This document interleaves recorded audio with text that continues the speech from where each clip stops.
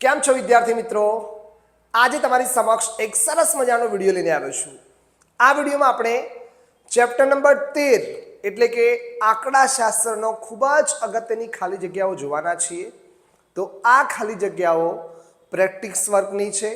તો દરેક મિત્રોને ખાસ રિક્વેસ્ટ કે આ ખાલી જગ્યાઓ બોર્ડની પરીક્ષા માટે ખૂબ જ અગત્યની છે. તો મિત્રો, પ્રેક્ટિસ બુક જો તમારી પાસે હોય તો પ્રેક્ટિસ બુકમાં આંકડાશાસ્ત્ર ચેપ્ટર તમારે ખોલવાનું રહેશે અને તેનો 24મા નંબરનો પ્રશ્ન, જેમાં નીચેનું વિધાન સાચું બને તે રીતે તમારે ખાલી જગ્યા પૂરવાની છે. મિત્રો, ટોટલ 11 ખાલી જગ્યાઓ છે અને આ દરેક ખાલી જગ્યા બોર્ડની પરીક્ષા માટે ખૂબ જ અગત્યની છે. તો સૌ પ્રથમ ખાલી જગ્યા જેમાં તમને આપેલું છે કે જો અવલોકનો 6, 7, x, 8, y અને 14નો મધ્યક 9 આપેલું હોય તો તમારે x પ્લસ y શોધવાનું છે. હવે મધ્યકનો મતલબ એવો થાય કે મધ્યક બરાબર બધા અવલોકનોનો સરવાળો છેદમાં કુલ અવલોકનોની સંખ્યા. તો લખીએ કે મધ્યક x બાર બરાબર બધા અવલોકનોનો સરવાળો. તો 6, 7, x, 8, y અને 14નો સરવાળો કરીશું. તો લખીએ 6, 7, x, 8, y અને 14નો સરવાળો કરીશું અને બધા અવલોકનોનો સરવાળો છેદમાં કુલ અવલોકનોની સંખ્યા. તો કુલ કેટલા અવલોકનો છે? 1, 2, 3, 4, 5 અને 6 અવલોકનો છે, માટે 6 વડે ભાગીશું. તો મિત્રો, 6 ને 7 13 થશે, 13 ને 8 21 થશે, 21 ને 14 થશે 35, 35 પ્લસ x પ્લસ y થશે. 6 ને 7 13 ને 8 21 ને 14 35 થઈ ગયા, પ્લસ x પ્લસ y છેદમાં 6 કરીશું. મધ્યક તમને આપેલો છે, મધ્યક 9 આપેલો છે, માટે મધ્યકના બરાબર 9 મૂકીશું. બધાને ખ્યાલ આવી રહ્યો હશે. હવે 6 9ના ગુણકમાં જાય તો 9 6 54 થશે, જેના બરાબર 35 પ્લસ x પ્લસ y. મિત્રો, 35 જો આ બાજુ જાય તો 54માંથી 35 બાદ થશે, જેના બરાબર x પ્લસ y. માટે કહી શકાય કે x પ્લસ y બરાબર 54માંથી 35 જાય તો આપણને 19 મળે છે. તો આપણો સાચો જવાબ થશે 19. સાચો જવાબ થશે 19. નેક્સ્ટ, પ્રથમ n પ્રાકૃતિક સંખ્યાઓનો મધ્યક ખાલી જગ્યા થાય. One of the most important sum કહી શકાય, ઇમ્પોર્ટન્ટ ખાલી જગ્યા કહી શકાય કે n પ્રાકૃતિક સંખ્યાઓનો મધ્યક શું થાય? તો મિત્રો, મધ્યક બરાબર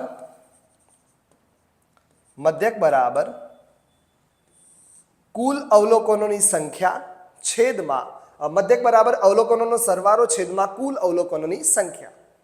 હવે તમારે n પ્રાકૃતિક સંખ્યાઓનો મધ્યક શોધવો હોય તો n પ્રાકૃતિક સંખ્યાઓમાં બધા અવલોકનોનો સરવાળો, પ્રાકૃતિક સંખ્યાની શરૂઆત 1 થી થાય છે, માટે 1 પ્લસ 2 પ્લસ 3 પ્લસ 4 એમ n પ્રાકૃતિક સંખ્યાઓનો સરવાળો છેદમાં કુલ અવલોકનોની સંખ્યા, ટોટલ n સંખ્યાઓ છે.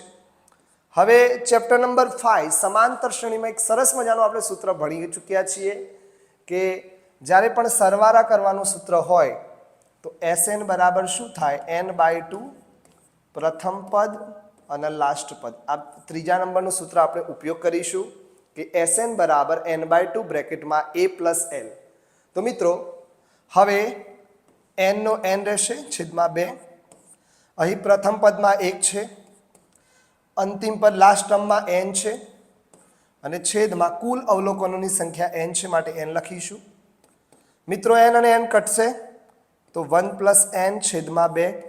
તમે આમ પણ લખી શકો n પ્લસ 1 છેદમાં 2. મિત્રો, સરસ મજાનો MCQ કહી શકાય, સરસ મજાની ખાલી જગ્યા કહી શકાય કે તમારે n પ્રાકૃતિક સંખ્યાનો મધ્યક શોધવો હોય તો બધા પ્રાકૃતિકનો સરવાળો છેદમાં કુલ અવલોકનો. તો 1 થી લઈને n સુધીનો સરવાળો તો n/2 1 પ્લસ n આવશે, છેદમાં n ઉડી જશે તો n plus 1/2. This is the correct answer.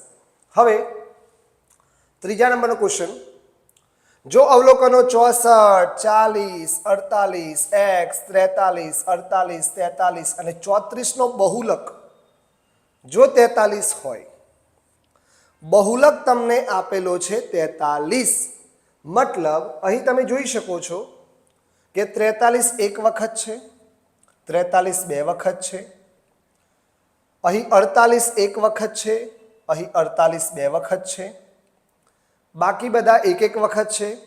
મિત્રો બહુલક 43 ક્યારે મળશે?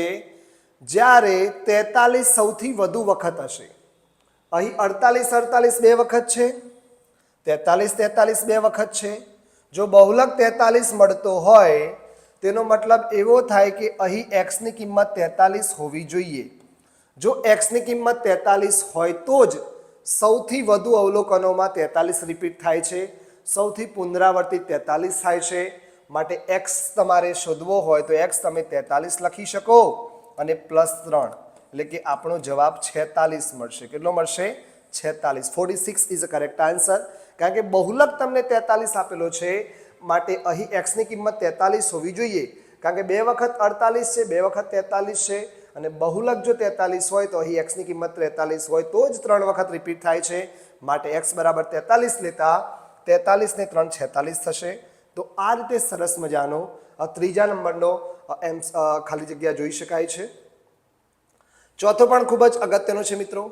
ચડતા ક્રમે ગોઠવાયેલ અવલોકનો 24 છે, 25 છે, 26 છે, x+2, x+3, 30, 31 અને 34.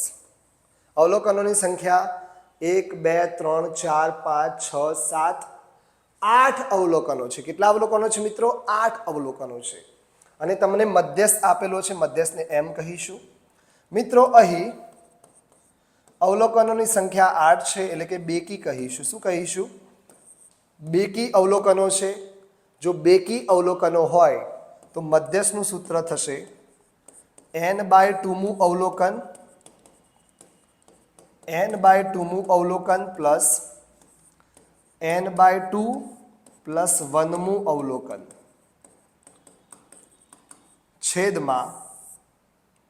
છેદમાં આપણે 2 લખીએ છીએ. જ્યારે અવલોકનોની સંખ્યા બેકી હોય ત્યારે n/2મું અવલોકન, n/2 પ્લસ 1મું અવલોકન, એટલે ટોટલ 8 અવલોકનો છે. તેના અડધા કરીએ તો 4મું અવલોકન પ્લસ 8, 2 એટલે 4 પ્લસ 1 5મું અવલોકન છેદમાં 2. મિત્રો મધ્યસ્થ તમને આપેલો છે 27.5 છે, તો 27.5 એમને લખીશું. ચોથું અવલોકન, પહેલું, બીજું, ત્રીજું, ચોથું અવલોકન છે x+2 પ્લસ પાંચમું અવલોકન છે x+3. ચોથું અવલોકન x+2 છે, પાંચમું અવલોકન છે x+3 છેદમાં 2 લખીશું મિત્રો. હવે અહીં જે 2 ભાગાકારમાં છે તે ગુણાકારમાં જશે તો 27.5 ગુણ્યા 2 એટલે 55 આવશે. કેટલા આવશે? 27 × 54 અને 55 આવશે.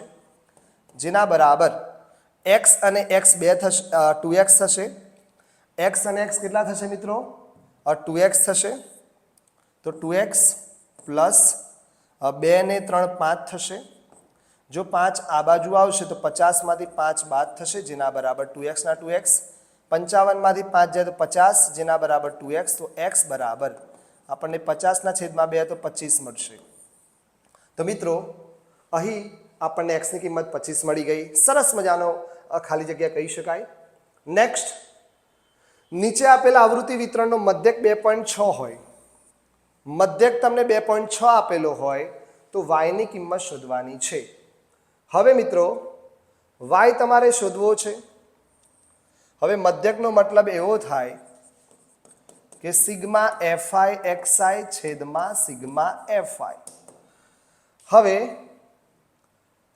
fi નું ટોટલ કરીશું. ટોટલ તો fi એટલે શું થશે? 4, 5, y 1 અને 2, જેને સિગ્મા fi કહીશું. તો ફ્રીક્વન્સીનું ટોટલ કરીશું. તો 4 ને 5 9 ને 1 10 ને 2 12 પ્લસ શું કરીશું? y. આ સિગ્મા fi મળી ગયું 12 + y. મધ્યક તો તમને આપેલો છે જે 2.6 છે. હવે તમારે સિગ્મા fi xi કરવાનું છે. તો આપણે fi xi ને એક નવી લાઈન બનાવી દઈએ. 1 ચોક 4 થાય, આ બંનેનો ગુણાકાર 2 × 5 = 10 થશે. 3 × y 3y થાય. 4 એકા 4 થાય અને 5 દુ 10 થાય. સિગ્મા એફઆઈ એક્સઆઈ કરવું છે, ટોટલ કરવું છે, તો તમે જોઈ શકો છો બધાનો સરવાળો. તો 4 ને 10 14 ને 4 18 ને 10 28 પ્લસ 3y, 28 પ્લસ 3y. તો આપણે લખીશું 28 પ્લસ 3y. હવે મિત્રો નીચેવાળું પદ છે 12 પ્લસ y 2.6 સાથે ગુણાકારમાં જશે, જેના બરાબર 28 પ્લસ 3y. તો 12 નો ગુણાકાર 2.6 સાથે કરીશું તો 2.6 ગુણાકારમાં 12. તો 0 1 6 6 1 2 2 6 દુ 12 વધી પડી 1 2 2 4 ને 5 11 અને 31.2, કારણ કે એક પોઈન્ટ છે માટે 31.2 આવશે. 2.6 ગુણ્યા y કરીશું તો 2.6y આવશે, બરાબર 28 ના 28 પ્લસ 3y ના 3y. મિત્રો સરસ મજાનો દાખલો કહી શકાય. 31.2 28 આ બાદ જશે તો 31.2 માંથી 28 બાદ થશે, જેના બરાબર 3y ના 3y છે, માઇનસ 2.6y કરીશું. મિત્રો 31.2 માંથી 28 જાય તો 3.2 આવશે, જેના બરાબર 3y માંથી 2.6y જાય તો 0.4y આવશે. હવે તમારે y ની કિંમત શોધી છે, 32/10 લખી શકાય, અહીં 4/10 લખી શકાય, y છે 10 10 કટા તો 32 બરાબર 4y આવશે, માટે y બરાબર 32/4. તો 8 ચોક 32, તો y બરાબર આપણને 8 મળશે. y બરાબર આપણને 8 મળશે. સરસ મજાનો દાખલો છે મિત્રો. આ સૂત્ર યાદ આવવું જોઈએ, મધ્યક બરાબર sigma f i x i upon sigma f i. આ પ્રમાણે સાદું રૂપ આપશો તો y બરાબર આપણને 8 મળશે. પાંચમો દાખલો આ રીતે ગણી શકાય. હવે છઠ્ઠો દાખલો, જેમાં સામાન્ય આવૃત્તિ વિતરણ માટે બહુલક આપેલું છે, જેને z કહીશું. મધ્યક તમને આપેલું છે જે 20 છે અને મધ્યસ્થ શોધવો છે. જ્યારે બહુલક મધ્યક મધ્યસ્થ સંબંધી સૂત્ર તમારે લખવું તો એક સરસ મજાનું સૂત્ર યાદ રાખવાનું, z બરાબર 3m માઇનસ 2x બાર. z બરાબર 3m માઇનસ 2x બાર. z ને બહુલક કહીશું, જે 26 આપેલો છે. મધ્યસ્થ તમારે શોધવો છે તો એમને એમ રાખીશું. મધ્યક તમને આપ્યો છે 20 લખીશું. 26 ના 26 મિત્રો 3m ના 3m રાખીશું અને 20 દુ 40 કરીશું. માઇનસ 40 આ બાદ જાય તો 26માં આપણે 40 ઉમેરીશું, જેના બરાબર 3m ના 3m. 40 ને 26 ટોટલ 66 થશે, જેના બરાબર 3m ના 3m. હવે તમારે મધ્યસ્થ m શોધવો છે તો 3 ભાગાકારમાં આવશે, તો 66 ના છેદમાં 3 બરાબર m આવશે, માટે m બરાબર 66 ના છેદમાં 3 તો 22. m બરાબર 22 તમારો સાચો જવાબ થશે. તો આ રીતે સરસ મજાનો છઠ્ઠો MCQ, છઠ્ઠી ખાલી જગ્યા જોઈ શકાય છે. કોઈ આવૃત્તિ વિતરણ માટે સિગ્મા એફઆઈ એક્સઆઈ આપેલું છે, સિગ્મા એફઆઈ આપેલું છે, તો તમારે એક્સ બાર શોધવો છે મિત્રો. તો એક્સ બાર એટલે મધ્યક બરાબર sigma f i x i upon sigma f i. આ સૂત્ર યાદ હોય તો બંને કિંમતો મૂકી દે તો 850 ના છેદમાં 25 મિત્રો 17 × 5 = 85 થાય. 17 × 5 = 85 ગુણ્યા 10 એટલે 850 થઈ ગયા અને 5 × 5 = 25 થશે.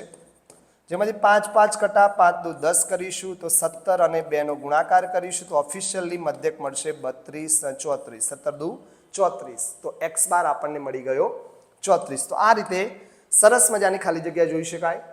મિત્રો નેક્સ્ટ 8મા નંબરનો ક્વેશ્ચન, જેમાં મોસ્ટ ટાઈમ બી કહી શકાય કે 20 અવલોકનોનો મધ્યક 18 છે. 20 અવલોકનોનો મધ્યક 18 છે. દરેક અવલોકનને 2 વડે ગુણવામાં આવે અને પરિણામમાં 7 ઉમેરવામાં આવે તો મળતા અવલોકનોનો નવો મધ્યક શોધવો છે. હવે નવો મધ્યક એટલે કે જે જૂના અવલોકનો છે, જૂના અવલોકનનો મધ્યક છે 18. તો દરેક અવલોકનોને 2 વડે ગુણવાનો છે મિત્રો. તો મધ્યક બરાબર આપણે કહીશું કે 2 ગુણ્યા જૂના અવલોકનનો મધ્યક પ્લસ પરિણામમાં 7 ઉમેરવાના છે. તો નવો મધ્યક શોધવો હોય તો અવલોકનોને 2 વડે ગુણવાના છે, એટલે અવલોકનોને 2 વડે ગુણીશું. જૂનો અવલોકનનો મધ્યક 18 છે, પ્લસ પરિણામમાં 7 ઉમેરવાનો છે, તો 18 દુ 36 અને 7 43 આપણને નવો મધ્યક મળશે મિત્રો. સરસ મજાનો ખાલી જગ્યા કહી શકાય કે તમારે નવો મધ્યક શોધવો છે તો 20 અવલોકનનો મધ્યક 18 છે અને આ અવલોકનોને 2 વડે ગુણવાના છે, એટલે કે જે મધ્યક છે જૂનો મધ્યક એને 2 વડે ગુણીશું અને દરેકમાં 7 ઉમેરવાના છે, એટલે કે 7 પરિણામમાં ઉમેરીશું જે મળશે એમાં. તો જૂના અવલોકનનો મધ્યક 18 છે તેને 2 વડે ગુણીશું તો 36 આવશે, તેમાં 7 ઉમેરીશું તો 43 આવશે. તો આ રીતે તમે નવો મધ્યક શોધી શકો છો. હવે નેક્સ્ટ m આપેલો છે, x બાર આપેલો છે, z તમારે શોધવો છે. તો z બરાબર શું થાય? 3m - 2x બાર થાય. 3m m એટલે 15 છે, x બાર એટલે 18 છે. 15 તારી 45 કરીશું, 18 દુ 36 કરીશું, 45 માંથી 36 જાય તો 9 આવશે. z બરાબર 9. આ સૂત્ર ખૂબ જ અગત્યનું છે. આવી ખાલી જગ્યાઓ બોર્ડની પરીક્ષામાં પૂછાતી હોય છે મિત્રો કે z બરાબર 3m - 2x બાર લગાવશો તો જવાબ આવી જશે. નેક્સ્ટ તમને એ આપેલો છે, સિગ્મા fi ui આપેલું છે, સિગ્મા fi આપેલો છે, h આપેલો છે અને ત્યારબાદ તમારે x બાર શોધવું છે. તો આ સૂત્ર કયું છે? પદ વિચલનની રીતે તમે મધ્યક શોધવા માટેનું સૂત્ર ઉપયોગ કરીશું કે x બાર બરાબર a plus sigma fi ui sigma fi ગુણાકારમાં h. What is the value of a? 50 છે. કેટલા છે? 50 છે. સિગ્મા fi ui એટલે શું થશે? 37. સિગ્મા fi એટલે 50 અને ગુણાકારમાં h એટલે 10. 0 0 કટાવ. 50 ના 50, 37 ને 5 વડે ભાગીશું. 37 ને 5 વડે ભાગતા આ પ્રમાણે કરી શકાય કે 5 સત્તુ 35, 5 ચોક 20 એટલે કે આપણને 7.4 મળે છે. તો 50 પ્લસ 7.4 એટલે કે 57.4 મળશે. તો આ રીતે સરસ મજાની ખાલી જગ્યા જે 10મા નંબરની હતી. તો મિત્રો જે આપણે ક્વેશ્ચન નંબર 24ના ખાલી જગ્યા જોઈ છે તે પ્રેક્ટિસ બુકની છે, જે દરેક વિદ્યાર્થી માટે બેઝિક અને સ્ટાન્ડર્ડના દરેક વિદ્યાર્થી માટે ખૂબ જ અગત્યની છે. તો મિત્રો આવી જ ખાલી જગ્યાઓ તમે ગણતા રહો અને આ વિડીયો પસંદ આવે તો મેક્સિમમ શેર કરી શકો છો. મિત્રો હવે આગળનો 25 નંબરનો ક્વેશ્ચન હું નેક્સ્ટ વિડીયોમાં લઈને આવીશ. તો દરેક મિત્રો કનેક્ટેડ રહો. Thank you so much for watching this video.